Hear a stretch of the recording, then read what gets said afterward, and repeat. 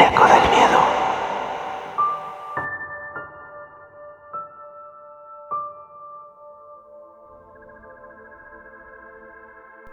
Los taxistas tienen largas jornadas de trabajo y debido a esto llegan a conocer personas extrañas que los hacen vivir experiencias aterradoras. En este episodio te cuento relatos aterradores de un taxista. Bienvenidos a El Eco del Miedo.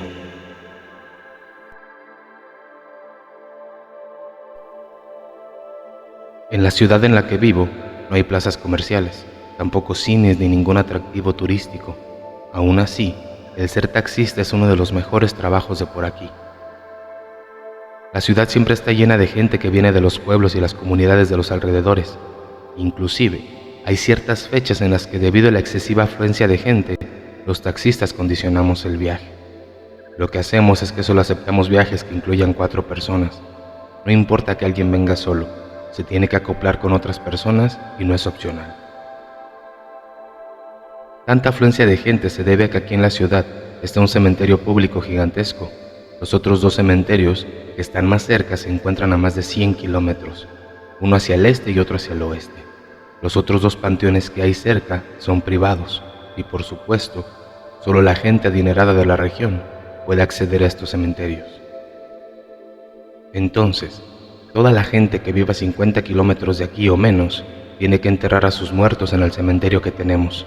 Por eso hay tanta afluencia de gente, y por eso trabajar de taxista en el sitio del panteón es de los mejores 5 trabajos que se pueden conseguir en esta zona. Como se puede intuir, trabajar afuera de un cementerio tiene su respectiva exposición o cierto tipo de situaciones paranormales. En una ocasión, había ido a dejar un matrimonio hasta una localidad. Me moví del panteón a las 8 de la noche. Hice poco más de 1 hora en llegar hasta la casa del matrimonio. A las 9:15 ya habíamos llegado a su casa. Ellos me invitaron a pasar para comerme un taco.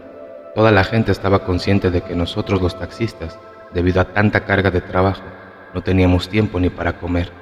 Les acepté el taco porque lo único que traía en el estómago era un bolillo con jalapeño que me había comido a las 4 de la tarde. Para las 10 ya estaba conduciendo de regreso. A medio camino, una familia que parecía estar muy alterada me hizo la parada. Me detuve, subieron rápido y me pidieron que me arrancara de inmediato. A mí no me gustó el ambiente que se sentía, entonces les pregunté que qué estaba pasando, pero de pronto, antes de que me contestaran, un pajarraco monstruoso salió de entre los árboles. Yo pude ver el ave porque volteé por el escándalo que estaba haciendo. Era de color gris claro y las alas eran enormes. Parecía una criatura huesuda. Yo pisé el acelerador a fondo y el pajarraco trataba de alcanzarnos. Se abalanzaba sobre nosotros. De un picotazo, arrancó uno de los espejos laterales. El ave iba gritando mientras nos perseguía. El sonido que hacía era horripilante. Era una mezcla de un ladrido con el ruido que hacen las ratas. Algo muy extraño. Una vez más, se abalanzó y atacó el vehículo. Lo que hizo fue golpear la defensa trasera. El impacto fue tan fuerte que se abrió la cajuela. La criatura bajó a toda velocidad y se emparejó del lado de mi ventana. Pude verle el rostro. Tenía una cara humana, con una expresión monstruosa. Entré en pánico. Me quedó claro que si no me deshacía de ese pajarraco, todos íbamos a morir. De pronto vi el ave gris con toda la intención de golpear mi ventana. Entonces frené. La criatura en efecto se lanzó hacia un costado, pero como ya había frenado, se fue de largo contra los árboles que estaban del otro lado del camino. Aceleré a lo máximo que podía el taxi y logré llegar a la ciudad con todos sanos y salvos. Cuando ya todos estábamos más tranquilos, le pregunté al señor de la familia qué era lo que había pasado. Él me explicó que ellos iban en su auto por el camino que está del otro lado de los árboles. De pronto, una bruja empezó a perseguirlos. No se detuvieron. De pronto la bruja los rebasó y se paró frente al auto. Todo fue tan repentino que no les dio tiempo de frenar y le pasaron por encima. Pero el auto ya no encendió después del impacto. Lo peor fue que la bruja, aunque quedó malherida, no murió. Debido a eso, ellos cruzaron los árboles para llegar al camino en donde yo los encontré. Después de eso, no volví a hacer viajes en la noche por ese rumbo. Pasaron unos 4 años, entonces me ocurrió otro incidente. Yo estaba estacionado afuera del panteón, serían como las 8 de la mañana. Aún no empezaba el movimiento fuerte en el trabajo. Entonces, un niño se acercó a mi taxi. Me pidió que lo llevara a su casa, que no tenía dinero, pero que sus padres me pagarían al llegar. Era la primera vez que un niño completamente solo me pedía un viaje. No estaba muy convencido, pero tampoco me parecía correcto dejar al niño ahí solo, así que acepté llevarlo. El niño no sabía la dirección precisa de su casa, pero sí me explicó bien cómo llegar. En el trayecto le pregunté cómo era que había llegado tan lejos. El infante me explicó que se había salido de su casa porque vio un gato y quiso alcanzarlo. Pero por más que corría para agarrar al gato, el animal seguía corriendo. Así se fue hasta que el gato cruzó una calle y el niño ya no pudo alcanzarlo. Cuando menos lo acordó, ya estaba en el panteón. Luego de un rato llegamos hasta la casa que me había dicho. Para asegurarme de que sí era la casa del niño, le pedí que me esperara dentro del auto y que yo iría a avisar a su casa.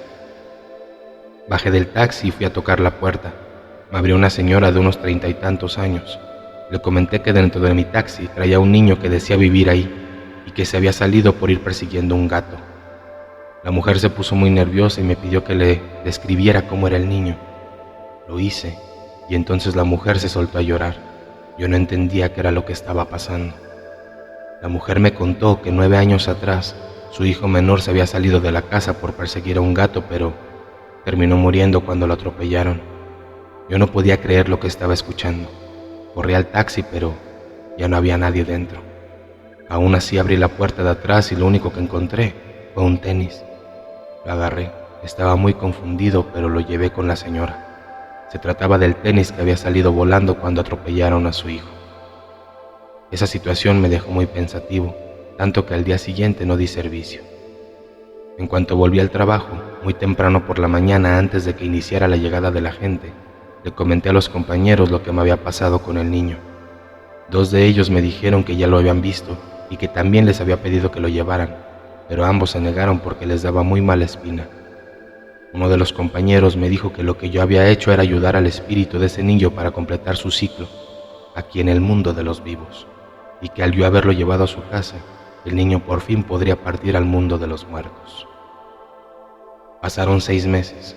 Una tarde fui a dejar a unos jóvenes a la central de autobuses.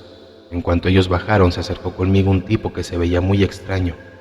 Me dijo que ocupaba un servicio de taxi, que me pagaría 12,000 pesos, pero que yo debía moverlo solo a él, mientras arreglaba algunos asuntos en la ciudad. Dudé, pero sacó varios billetes de 500 y me los dio. Me aclaró que no estaría demasiado tiempo en la ciudad, 3 días a lo mucho, pero que si su estancia se prolongaba más de lo que tenía pensado, me daría más dinero. Acepté el trabajo, lo ayudé a subir sus maletas en la cajuela. Lo hice con mucho cuidado porque me aclaró que lo que llevaba era muy delicado y extremadamente costoso. El primer lugar al que me pidió que lo llevara fue a la única funeraria de la ciudad. Me pidió que abriera la cajuela porque bajaría una de las maletas. Fui a la parte de atrás para abrirle. Era una de esas que hay que agarrarlas para que no se cayeran. Entonces, aunque no era mi intención, como yo ya estaba ahí sosteniendo la cajuela, pude ver cuando el tipo abrió la maleta. Eran varias carpetas con documentos. Él revisó, supongo que quería asegurarse que no le faltaba nada, y luego entró a la funeraria. Estuvo dentro casi media hora. Volvió a poner la maleta en la cajuela y me dijo que lo llevara al hotel de la ciudad. Llegamos y me dijo que no bajaría las maletas porque solo entraría al hotel a dormir 3 horas, que mientras tanto yo comiera o hiciera algo, pero que no me movería de ahí del taxi, por cuestión de las maletas que él llevaba en la cajuela. El tipo era sumamente extraño y su comportamiento no mejoraba mucho mi percepción sobre él. Esos 2 aspectos, sumados a la gran cantidad de dinero que me dio tras conversar apenas 2 minutos, me hizo pensar que tal vez podría tratarse de algún narco o alguien del gobierno. A una cuadra del hotel había un puesto de tacos y fui a comprar. Regresé al hotel y comí dentro del taxi.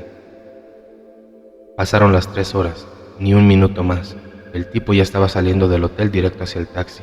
Subió y me dijo que debíamos volver a la funeraria. En lo que conducía, me atreví a preguntarle a qué se dedicaba. El tipo, con una voz muy melancólica, me respondió que no trabajaba para una empresa, que nunca fue creada, y que no tenía un puesto, que era inexistente. Él siguió hablando, me dijo que podría decirse que era un supervisor independiente especializado en funerarias, y que debido a eso se la pasaba viajando durante todo el año sin descanso. Su empleo lo llevaba por todo el país. Al mes visitaba al menos 10 ciudades diferentes y nunca regresaba a una que ya había visitado antes. Me dijo que la paga era demasiado buena. Cada funeraria le pagaba entre 6,000 y 10,000 pesos, dependiendo de los servicios que requirieran para sus instalaciones. Por lo tanto, Al mes lo mínimo que ganaba eran 60,000 pesos, pero eso podía llegar hasta 100,000. Yo le pregunté si no creería que era peligroso que dijera que ganaba toda esa suma de dinero. Él, aún con una voz melancólica y mirando a través de la ventana, me respondió que no tenía amigos, pareja, tampoco hijos ni familia de ningún tipo. Lo peor que le podía pasar era que lo mataran. Eso no le daba miedo, la soledad sí. Me pareció una respuesta muy profunda y mentiría si no confieso que me dejó algo inquieto. Antes de llegar a la funeraria, me pidió que pasara a comprar algo para cenar porque esperaríamos afuera de la funeraria hasta que solo quedaran los trabajadores, y eso podía tardar 5 minutos o hasta varias horas. Llegamos a un local que vendía tamales, compramos para los dos y de ahí ya nos fuimos directo a la funeraria. Mientras cenábamos, le pregunté cómo le hacía para que las funerarias decidieran contratarlo. Él me dijo que la empresa inexistente para la que él no trabajaba le informaba a qué funeraria debía llegar. Me pidió que no le hiciera más preguntas sobre esa empresa porque no podía decirse más de lo que ya me había dicho. Yo me encontraba muy expectante ante todo lo que este tipo me estaba diciendo, y aunque realmente no estaba entendiendo mucho lo que me decía, sabía que había cosas ocultas. Por eso insistí en que me dijera exactamente cuál era su trabajo. Él se quedó en silencio, se terminó lo que tenía en la mano y entonces vimos que de la funeraria salió una familia. El sujeto lo señaló y me dijo que el anciano al que esa familia estaba velando no sabía que ya había muerto, que estaba asustado y que esa noche se iba a manifestar dentro de la funeraria. Yo no entendía de qué me estaba hablando. Él me explicó que parte de su trabajo era asegurarse que todas las personas que estaban dentro de la funeraria fueran personas vivas. Cuando había entrado a la funeraria más temprano, bajó la maleta llena de documentos, se dio un paseo rápido por las instalaciones. Cuando se asomó al salón en el que estaba esa familia velando a su familiar, notó que entre todos ellos había una persona a la que no podía mirarle el rostro. Intentó moverse para verlo desde otro ángulo, inclusive entró un poco al salón, pero no había manera de ver el rostro de esa persona. Para descartar, se fijó en su sombra y no tenía. Además, su silueta no se reflejaba en el vitropiso blanco. Todos parecían ignorar su presencia, como si nadie supiera que esa persona estuviera ahí. Esos detalles le indicaban al sujeto que esa persona no era una persona viva, sino que era una entidad que él denominaba como extraviado. Lo primero que vino a mi mente fue que el tipo era una clase de cazafantasmas, pero antes de hacerle más preguntas, el tipo bajó del auto y me pidió que abriera la cajuela para que pudiera sacar sus herramientas de trabajo. Sacó 2 maletas y me dijo que lo esperara dentro del taxi, que por nada del mundo me fuera a dormir, que podía ser peligroso para mí. También me advirtió que, sin importar qué viera o escuchara, no me moviera de ahí. Pasó 1 hora, el tipo salió de la funeraria pero no se acercó al taxi. Sacó un Nextel. En aquel entonces los celulares tipo BlackBerry aún no llegaban a la ciudad y los celulares como los de hoy creo que aún no existían. El tipo estaba hablando con alguien a través del Nextel. A los 20 minutos llegó una camioneta. De ahí se bajó un sacerdote, un niño y varias personas vestidas con túnicas que daban miedo. El tipo y el sacerdote intercambiaron algunas palabras. Yo no alcanzaba a escuchar nada. Cuando terminaron de hablar, todos entraron a la funeraria. A la media hora salió el tipo y se quedó ahí cerca. Pasaron otros 40 minutos y entonces salieron los demás, pero la escena era macabra. Al frente venía el sacerdote. Detrás de él venían las personas de las túnicas y traían cargado al niño que, desde donde yo estaba, se alcanzaba a notar que ya no estaba vivo. Mientras el sacerdote y el tipo hablaban, los encapuchados subieron al niño en la cajuela de la camioneta. Luego el tipo regresó al taxi. Yo estaba asustado por lo que acababa de mirar. Él me dijo que siguiera la camioneta de cerca, que ellos sabían que los íbamos a seguir. Si te gustan estas historias, apóyanos siguiéndonos en cualquier aplicación de podcast, suscribiéndote al canal El Eco del Miedo. Yo no dije nada, tenía un nudo en la garganta, simplemente hice lo que el sujeto me ordenó. La camioneta salió de la ciudad y se adentró en una comunidad a la que yo ya había ido antes, pero pocas veces. Entramos hasta el patio de la pequeña capilla que estaba en la comunidad. Los hombres con las vestimentas intimidantes se bajaron de la camioneta, levantaron una placa de cemento que dejó al descubierto un pozo y ahí arrojaron el cuerpo. Después de eso, el tipo me dijo que ya podíamos irnos. Quería que me lo llevara de vuelta al hotel para pasar ahí la noche. También me dijo que yo debía dormir dentro del taxi en el estacionamiento del hotel, por si en la madrugada surgía alguna emergencia y él debía moverse. Hice exactamente lo que me pidió. La madrugada avanzó. Iban a ser las 4 de la mañana y yo todavía no lograba cerrar los ojos. Estaba muy perturbado por lo que acababa de presenciar. Pensé seriamente en irme, pero no lo hice porque yo necesitaba respuestas. No podía quedarme sin saber qué demonios era exactamente lo que estaba sucediendo. La última vez que miré la hora antes de quedarme dormido eran las 4:15. A las 6 de la mañana el tipo ya estaba tocando la ventana del taxi para que lo dejara entrar y llevarlo a un lugar. Cuando se subió me dio un café cargado. Afirmó saber que yo no había tenido una buena noche. En lo que yo me tomaba el café, me explicó algunas cosas y me pidió que me limitara a escuchar, que no respondiera a ninguna pregunta y que me diría solo lo necesario porque él no solía darle explicaciones a nadie, debido al hermetismo de su trabajo, pero como ya había tenido que presenciar algo muy fuerte, haría una excepción conmigo. Primero me dijo que lo que había ocurrido con el niño no era una práctica habitual, pero las cosas dentro de la funeraria se pusieron difíciles y era la única manera de terminar el trabajo. Me explicó que un extraviado no es un fantasma, que no se trata solamente del espíritu del fallecido, sino que se trata de un ser que se crea con una mezcla de las emociones negativas del muerto, es decir, miedo, enojo, tristeza, etc. Para llegar a ese punto, debían ocurrir una serie de desafortunados sucesos. Primero, debía morir una persona que tuviera asuntos pendientes sin resolver. Esa muerte debía ocurrir en circunstancias no naturales y de forma abrupta. Esto ocasionaba que la persona no se diera cuenta que ya no encajaba dentro del plano de los vivos. Cuando un espíritu quedaba en esa especie de limbo, sufría un desprendimiento de emociones. Las positivas se manifestaban con sus familiares, pero las negativas formaban cada emoción una entidad diferente, y luego esas entidades negativas se fusionaban con el espíritu del fallecido. Así se formaba el ser que él llamaba como extraviado. Cuando las entidades negativas que formaban al ser eran muy poderosas, podían causar estragos muy grandes, llegando incluso a matar personas. Por eso debían ser expulsados del mundo de los vivos, pero había ocasiones en que la energía de los extraviados era tan oscura y tan densa que no era posible afectarlo, y la única forma para deshacerse del ser era dejándolo encarnar un cuerpo humano y luego matar ese cuerpo. Eso era lo que había ocurrido con el niño. Había sido utilizado como recipiente para el oscuro ser. Yo no podía creer lo que acababa de escuchar. Lo peor era que yo no tenía forma de saber si lo que me estaba diciendo era verdad o si me estaba ocultando algo. El sujeto me pidió que lo llevara nuevamente a la funeraria para revisar que todo estuviera bien. Tardó unas 4 horas. Cuando salió, dijo que todo estaba en orden, que por favor lo llevara a la central de autobuses y que ya mi trabajo había concluido. Llegamos a la central y antes de bajarse del taxi, me dio otros 4,000 pesos. Me dijo que de seguro necesitaría tomarme unos días para procesar todo lo que había pasado antes de volver al trabajo. Todo esto que les cuento ocurrió allá por el año 2004.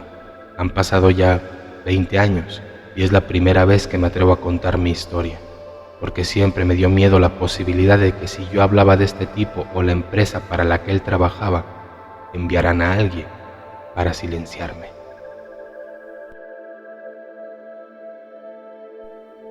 Bien amigos, pues estos fueron los relatos que nos cuenta un taxista. ¿Tú tienes alguna experiencia que contarnos? Te dejo nuestro correo en la descripción. Nos escuchamos pronto con más relatos paranormales y como siempre, deseo que pasen muy buenas noches.